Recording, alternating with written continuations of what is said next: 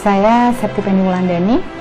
Saya inginkan semangat kembali para ibu untuk kembali menjadi guru utama dan pertama anak-anaknya, dan kembali membangun Indonesia dengan pola pendidikan yang lebih manusiawi berbasis hati nurani untuk anak-anak. Saya inginkan ada sesuatu hal yang mengubah masa depan Indonesia ini berawal dari keluarga inti.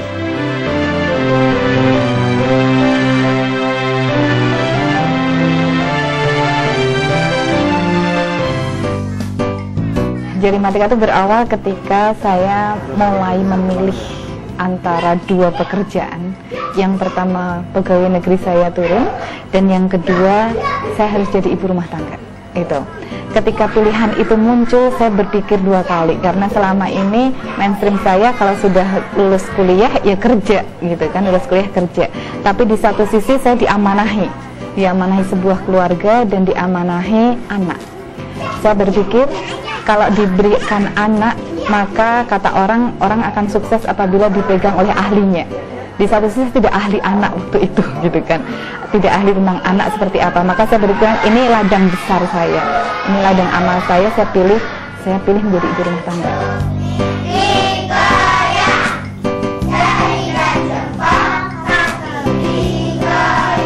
Tapi di satu sisi profesi ibu rumah tangga ternyata termarginalkan di masyarakat. Setiap kali ditanya, kamu sekarang di mana? Saya ibu rumah tangga. Oh, cuma ibu rumah tangga toh, gitu kan, ada itunya, ada ambil-ambilnya itu. Oh, nggak, sayang banget kamu kuliah tinggi-tinggi, akhirnya juga jadi ibu rumah tangga saja. Sejak saat itu saya bersikeras untuk mewujudkan next time ibu rumah tangga akan dicari. Itu profesi yang selalu dibanggakan banyak orang, gitu kan. Maka saya memulai dari diri saya. Setiap kali mendidik anak-anak, saya mulaikan profesional. Ada waktu untuk mendidik anak khusus. Dari segi fisik pun biasanya kalau ibu rumah tangga kan pakai daster, gitu ya. Itu saya sakit banget waktu itu dianggap ibu rumah tangga yang aneh, karena setiap kali sudah jam 6 ke atas, saya berubah menjadi pakaian kerja. Waktu itu dianggap aneh, ngapain lo di rumah kayak gitu kan, rumah kayak gitu. Saya profesional, saya mengajar anak-anak saya gitu kan. Dan ternyata banyak sekali yang dikerjakan. Saya mulai dari gimana sih mengajari anak supaya mudah dan menyenangkan gitu. Berawal dari program membaca, karena anak harus melek huruf dulu gitu ya. Ternyata anak saya nih yang terinspirasi ketika dia usia 2,5 tahun sudah lancar antara baca koran dan Quran bareng gitu kan. Tanpa saya sadari apa yang saya lakukan dan apa yang dia lakukan waktu itu. Akhirnya kita runut balik ke belakang. Oh, ternyata yang dilakukan ini. Saya melakukannya sejak 9 bulan dan saya patenkan setiap menit. Ini nak, terus kita main bareng-bareng gitu. Saya tulis lagi. Saya praktekkan untuk anak yang ketiga ini akhirnya, dan ternyata berhasil gitu. Kemudian saya tulis menjadilah buku Abaca-Baca gitu. Kemudian ketika mereka sudah sukses dengan membaca, terpikir lagi lah gitu saya, apalagi ininya gitu kan, iya kemampuan berhitung gitu kan. Semua metode berhitung waktu itu banyak sekali di Indonesia, yang bahkan dari luar negeri banyak sekali berdatangan di sini. Saya tidak mau kalah juga, saya lihat beberapa metode tersebut, saya praktekkan ke anak saya, dan ternyata tipikal belajar, gaya dia belajar itu tidak cocok dengan metode-metode itu. Sehingga yang terjadi, anak saya yang pertama selalu menggerakkan jari-jarinya terus gitu kan. Yang ini waktu itu dia belajar kayak sempoa gitu ya, kayak sempoa. Tapi kalau setiap kali seminggu sekali sempoa hancur, berantakan, buat mobil-mobilan, buat ini udah halus ya gitu kan. Kalau tidak ada alatnya juga tidak bisa. Yang bisa terima ikan ini segera bikin soal, dilempar lagi misal ke Abdul bisa pindah lagi ya. Oke, siap semuanya? Ya. Yuk, ibu sekarang contoh ya. Yuk, tangkap Abdul. Oke, Abdul siap. Kurang 3. Oke, Abdul. 10. Tepuk tangan untuk Abdul. Tambah 5 kurang 3 tambah 4 8. Ketika dia mulai kayak konvensional kayak kita dulu, ini 5 pakai kaki lagi, pakai kaki, pinjam kaki adiknya gitu kan, itu terus dijalankan. Nah sejak itu, wah, keluar gitu, why not, mengapa enggak gitu kan. Ini yang terbawa terus, dan ini alamiah dan sangat familiar dengan anak-anak gitu. mulailah saya tahun 2000 itu mulai dengan anak-anak. Ya nak, coba nak, kalau sederhana seperti apa ini rumah waktu itu, tempel-tempelan kertas banyak sekali, jadi setiap kali ketemu kita tulis lagi, praktekkan ke anak-anak, mereka senang. Kalau kemudian permainannya seperti apa, senang lagi. Kalau ratusan gimana, cari lagi, gimana Bu, apa disinikan, apa diginikan, apa diginikan, enaknya gimana, kamu paling enak gimana, nah gitu. Kita kayak punya laboratorium kecil di rumah waktu itu. Terus enaknya kayak gini, oke, anak gini, terus dipraktekkan ke anak-anak gitu kan, terus bisa, oke, tulis lagi gitu. Sehingga tahun 2003 secara tidak langsung dari 2003 tuh saya menggembar-gemborkan jarimatika di mana-mana gitu. Maksudnya di mana-mana itu di terminal, di kereta, di setiap di angkot, jalan apa, selalu saya juga pengen naik mobil, tapi saya pengen naik kendaraan umum karena di sana sarana saya mau bicara gitu. Ibu, anaknya kesulitan berhitung tidak? Saya punya jarimatika. Terus ini terlalu terus terbitin dan tidak punya bayangan nanti akan gimana. Yang penting orang tahu, orang kenal aja. Nah, suatu saat ketemulah kelompok-kelompok diskusi gitu ya, kelompok diskusi tahun 2003 yang salah satunya ada penerbitnya gitu. Ketika saya melontarkan ini, kenapa nggak ditulis? Dan ternyata setelah diterbitkan dalam bentuk buku, respon masyarakat luar biasa gitu.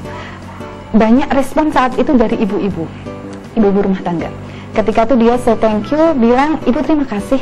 Ketika saya menemukan buku Ibu, itu kegiatan saya yang tadinya hanya nonton sinetron, kemudian kegiatan yang kayaknya tidak banyak manfaatnya, saya mulai dari seharian, dari pagi sampai malam saya bersama anak-anak saya ajarkan dia, dan ternyata saya bisa jadi guru dia. Maka sejak itu saya bilang, andai kata banyak ibu yang pintar, anak-anak tidak perlu waktunya hilang untuk kursus tadinya. Guru utama dan pertama anak-anak itu adalah ibunya. Kalau ibunya pinter, ibunya mau mendidik anak-anaknya, pasti anak-anak itu akan jauh lebih baik dibandingkan dipegang orang lain gitu kan. Nah, semangat itu yang saya sampaikan di setiap pelatihan, dan akhirnya mulai dari saya bikin di Cimanggis ya, setelah itu mulailah pelatihan-pelatihan berkembang. Banyak dari para pembaca buku ini yang ingin dilatih gitu. Nah, setiap kali pelatihan tidak pelatihan jarimatika ansih, karena kalau cuma ini aja gampang banget sebenarnya, ini hal yang mudah lah gitu.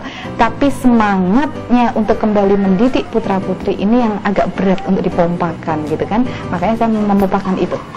Ayo mendidik anaknya kembali gitu kan. Indikator setelah ikut pelatihan saya adalah bisa sukses dengan putra-putrinya. Setelah sukses dengan putra-putrinya, baru sukseskan anak-anak orang lain. Jangan justru dibalik, mensukseskan anak orang lain, anak sendiri terbengkalai gitu. Nah, sejak itu mulainya mereka praktekkan ke anak-anaknya. Tahun 2005-an lah ya gitu ya, mereka mulai mempraktekkan ke anak-anaknya, dan ternyata sudah sukses ke anak-anaknya. Dan setelah itu bikin usaha yuk, gimana caranya bikin usaha, saya mau buka di sini, saya mau buka di sini gitu kan. Oke, silahkan buka, tapi anak-anak tetap mencicipi gitu, nggak tertinggal anak-anaknya gitu. Nah, setelah itu mulailah bermunculah cabang-cabang ya. Alhamdulillah banyak, dari Sabang, dari Aceh sampai ke Papua itu sudah berdiri jarimatika di sana. Dan biasanya meliu ibu-ibunya hampir sama gitu ya, semangatnya untuk bisa kembali mendidik putra-putrinya itu.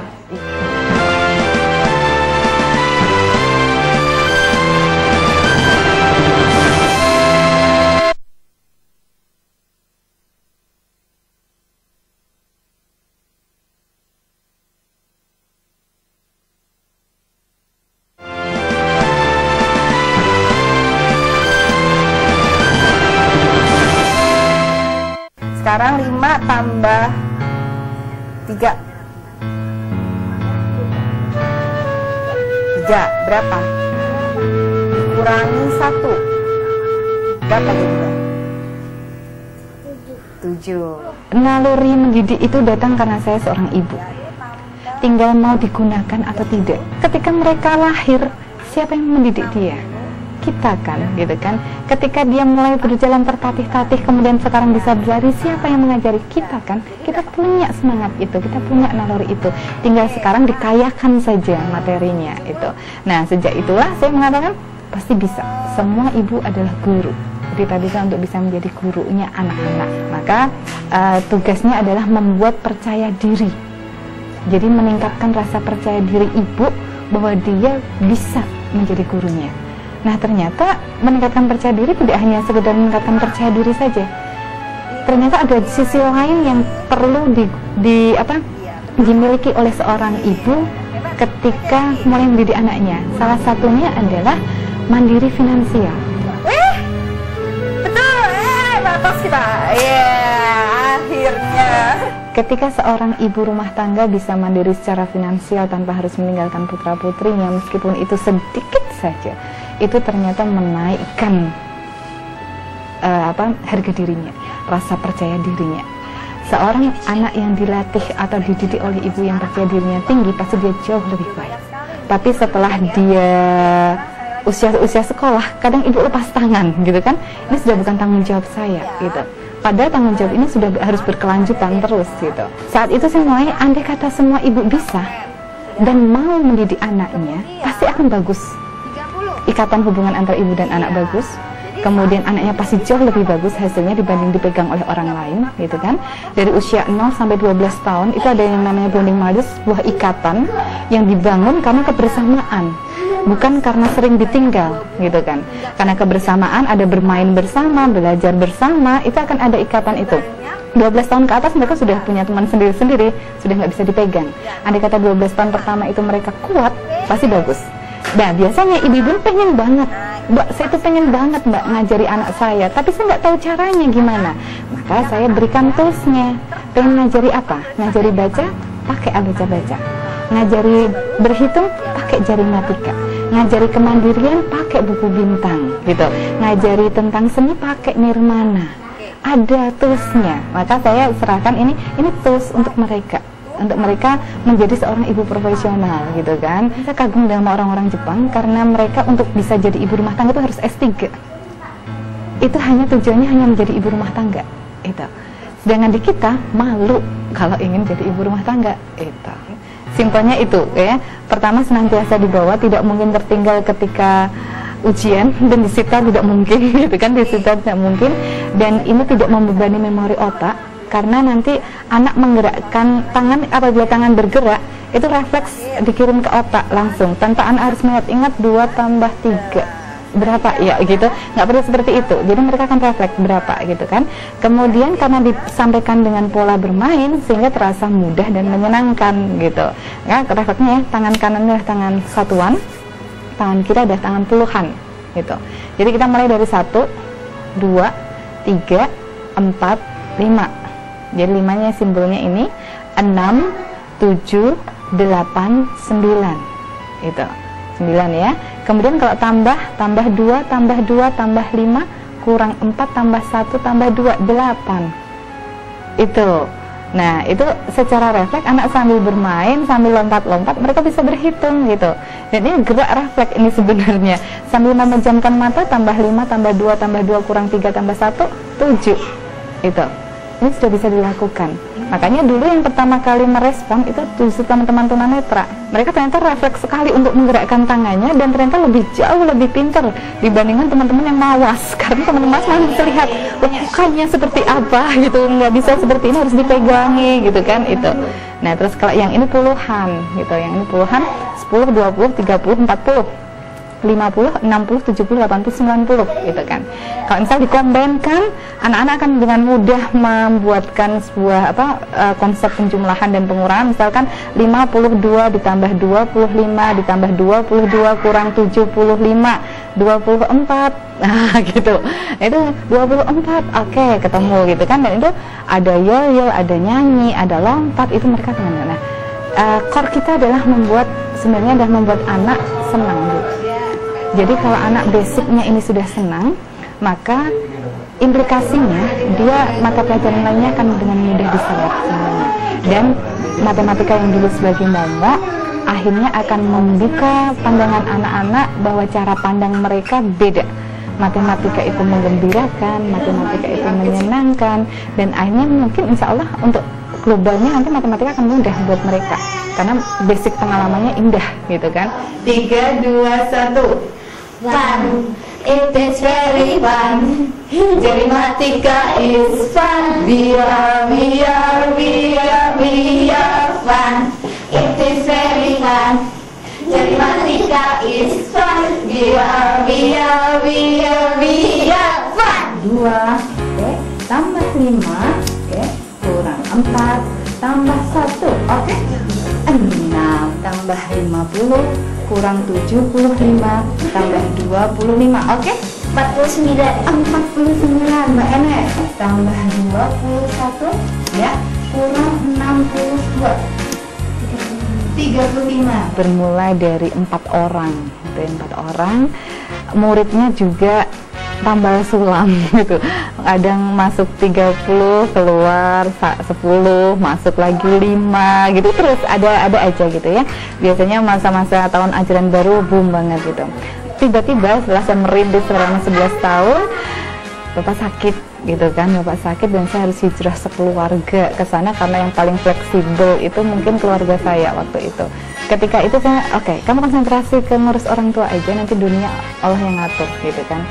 Udah benar-benar waktu itu, ya udah oke, saya benar-benar waktu itu terjadi sebuah kayak keajaiban gitu ya. Banyak media massa pengen meliput, kemudian banyak ibu-ibu pengen dilatih ketika itu, maka mulailah semangat muncul lagi dan bisa berkembang. Saat itu yang pertama daerah Semarang gitu, karena yang paling dekat Salatiga mungkin ya itu Semarang tiba-tiba mencari saya untuk bisa berdiri. Setelah Semarang berdiri, bergeser ke Jawa Timur. Di Jawa Timur pertama kali Malang gitu ya, Malang, kemudian bergeser ke Sidoarjo, Surabaya, Probolinggo, kemudian Jember, ke sana sedikit, geser lagi ke sana ke Bali, kemudian setelah itu balik lagi ke sana daerah Pantura, di Kalimantan, Sulawesi itu bermunculan, dan yang terakhir ini Papua sama Aceh gitu, Papua sama Aceh, daerah Sumatera kemudian. Nah, dari sampai hari ini perkembangan dari tahun 2006 awal sampai tahun 2007 akhir ini sudah ada sekitar 59 cabang. Masing-masing cabang ini memegang satu wilayah kota madya atau kabupaten gitu. Jadi kalau di total rata-rata ada 6.000-an gitu ya, 6.000 siswa gitu. Tanganku ada 2, satuan puluhan. Aku berhitung dengan baik. Alhamdulillah, terima kasih Allah. Teman-teman yang lain yang dari lembaga lain mungkin memfokuskan diri dengan ini metode, gitu kan? Ini metode, ini caranya harus dilatih, gitu. Dan ini tertutup biasanya itunya kan, biasanya tertutup itu. Kalau saya tidak, saya malah justru membuka semuanya, gitu. Saya tulis metodenya seperti apa.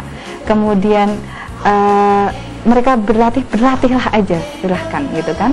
Keterbukaan itu ada waktu di Jarimatika, dan core kita adalah ibunya yang dilatih gitu kan, bukan berjamuran tempat kursus yang banyak sehingga habis itu mati gitu, tapi ibunya aja lah. Kalau malah saya dulu semangat saya andai kata ibunya yang sudah pintar nggak perlu kursus kok gitu kan, tapi ternyata banyak ibu-ibu yang tidak tahan gitu kan, nggak tahan ngajar anaknya. Oke, kumpulin ke satu ibu yang tahan gitu kan. Kalau ibu yang tahan, yang berdirilah kursus itu memang gitu. Kalau sudah digunakan banyak orang, berarti metode kita ini bagus gitu kan.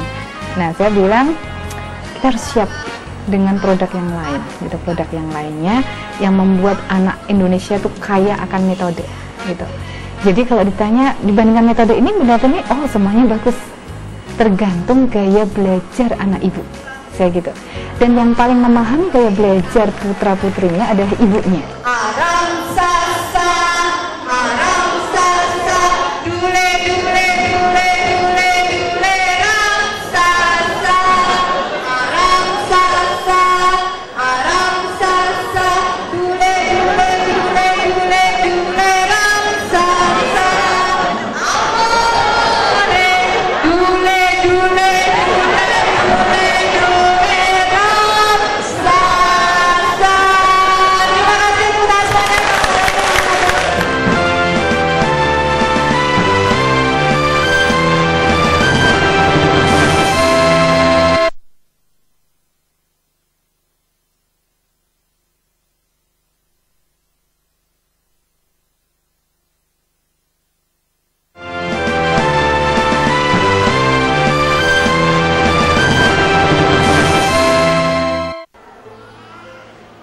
Saya dilahirkan dari seorang ayah yang seorang tentara, kemudian ibu saya pegawai negeri. Bapak itu meninggal ketika saya kelas 2 SD, gitu, sehingga saya dididik oleh seorang single parent, gitu ya, ibu yang harus berjuang terus. Saya melihat dari sisi itu luar biasa. Ibu seorang yang tidak pernah mengeluh waktu itu, dan saya selalu dikatakan pasti ada, mesti bisa, gitu. Tidak pernah bilang kamu jelek, kamu gagal, kamu nggak pernah ada kata-kata itu. Sehingga yang ada di reminder saya itu ada selalu positif terus, gitu ya, kata-kata positif. Kemudian di satu sisi ibu sangat karirnya begitu menanjak, gitu ya. Ketika karir begitu menanjak, kadang ada lag-nya di satu sisi. Karena saya wajar, ibu harus menghidupi anaknya. Dari saya 3 bersaudara, saya di tengah-tengah, perempuan sendiri, laki, kakak saya laki, adik saya laki, gitu. Nah, di saat itu ada yang lag di masa kecil saya. Ketika pulang sekolah, ibu belum ada di rumah, gitu kan. Saya pengen cerita banyak-banyak, nunggu nanti malam kalau ibu datang, gitu. Itu awalnya, awal ceritanya, gitu kan. Memang ada sesuatu yang hilang rasa saya, meskipun kasih sayang ibu luar biasa, ya. Nah, ketika itulah bermunculan, ketika saya itu ada niat di dalam diri, kalau nanti saya punya anak, setiap kali pulang sekolah saya ada di sana, gitu. Ada keinginan seperti itu. Nah, berjalannya waktu saya dilatih untuk mandiri, gitu kan, untuk mandiri, dan impian ibu memang nanti pekerjalah kamu jadi pegawai negeri, jadi ini, itu kebanggaan seorang ibu. Tapi alhamdulillah setelah itu diketemukan dengan suami yang swasta, gitu ya, bahwa kamu tuh pasti bisa di jalur lain. Awalnya itu karena rasa tidak percaya saya kepada pendidikan di Indonesia, gitu.